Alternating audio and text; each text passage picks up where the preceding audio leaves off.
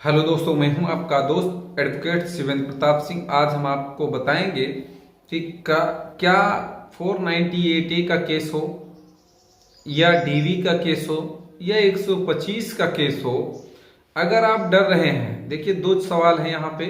Case होने के बाद की स्थिति, केस होने के पहले की स्थिति। कुछ पति पत्नी में विवाद होता है। विवाद में दुनिया भर की चीजें सामने आती हैं। धमकाया जाता है कि तुमसे केस हो जाएगा, तुम्हारे ऊपर मेंटेनेंस का केस होगा, दहेज का होगा, डीवी का होगा। ऐसी स्थिति में समझौता करने के नाम पे 10 लाख 20 लाख मांगे जाते, ऐंठे जाते हैं पति पक्ष से। और ये सवाल ये है कि क्या पंचायत में जो समझौता होता है वो कोर्ट में मान्य है या नहीं है। देखिए, सवाल पति पत्नी के बीच का अगर है तो बात पंचायत में हुए फैसले के मान्यता की नहीं होती है। सवाल इस बात का है कि पंचायत में जो फैसला हुआ, अगर उसके बाद भी पत्नी केस कर देगी तो आप क्या कर लोगे। जैसे मान लिया जाए तो आप, सही बात है, लिखा पढ़ी के साथ हुआ, थाना पुलिस होने के बाद थाने पे पंचायत हुई। देखिए, थाने पे पंचायत और गांव में समाज को बुलाकर पंचायत दो तरह की होती है। समाज के 4 लोग आए, आपकी तरफ से 4 इनके तरफ से, पंचायत हुई, समझौता हो गया, लेन देन हो गया, फाइनल हो गया। दूसरा ये हुआ कि थाने पे 4 तरह के लोग आए, इनकी तरफ से 4 लोग आए, उनकी तरफ से लोग आए, समझौता हो गया, काम खत्म हो गया।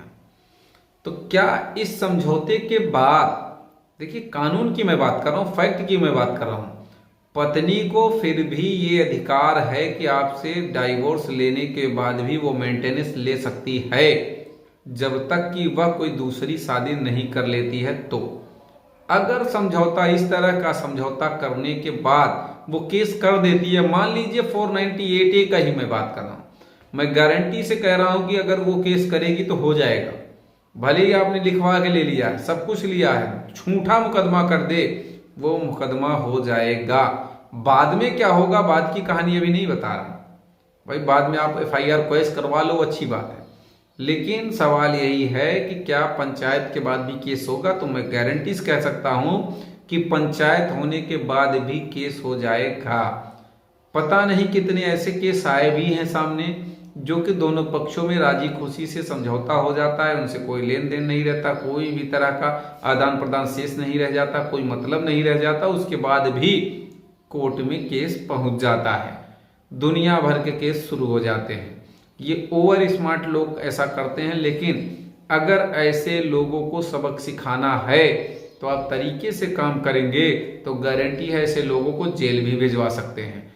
दूसरी बात ये कि मान लिया जाए समझौता हो गया, उसके बाद उसने केस किया, तो कोर्ट में राहत तो आपको मिलेगी ही मिलेगी, लेकिन फिर परेशानी, फिर समझौता ही होगा। कोर्ट में जो मुकदमे हुए हैं उसमें ना आप उसको फांसी दिलवा सकते हो, ना वो लड़की आपको फांसी दिलवा सकती है। अंत में वहां भी चीजें वही होंगी, लेकिन आपका पैसा फिर बर्बाद होगा।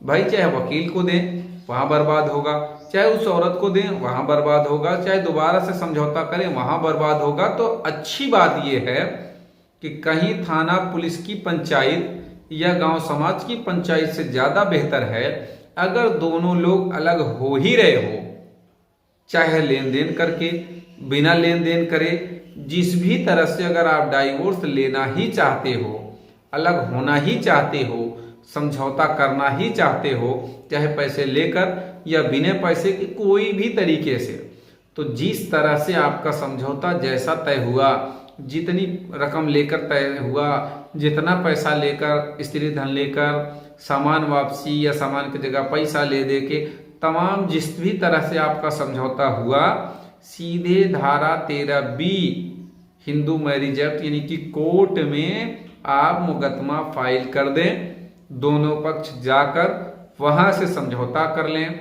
उसमें सब चीजें लिखी होंगी, शर्तें लिखी होंगी कि इसके बाद कोई केस नहीं कर पाएगी, तमाम ऐसी चीजें लिखी होंगी जो पति को भी राहत देंगी, पत्नी को भी राहत देंगी। न वो कोई केस कर पाएगा भविष्य में, न वो कोई केस कर पाएगा। कहने का मतलब ये कि जब भी अलग हो, जब भी आपने विचार बनाया, सीधे कोर्ट से ही आप डाइवोर्स लें, यानी कि कोर्ट से ही अलग हो, तो ज्यादा बेहतर ये आपके लिए होगा। तो आने वाले समय में आप बड़ी मुसीबत से, बड़े केसों से बच सकते हैं। उम्मीद करता हूं, आशा करता हूं आज का यह वीडियो आपको बेहद पसंद आया होगा। कोई सवाल शेष रह गया तो स्क्रीन पर चल रहे नंबर पर जानकारी ले सकते हैं। अगर वीडियो पसंद आए तो वीडियो को लाइक करें, शेयर करें। यूट्यूब चैनल शिवेंद्र हाईकोर्ट को जरूर सब्सक्राइब करें।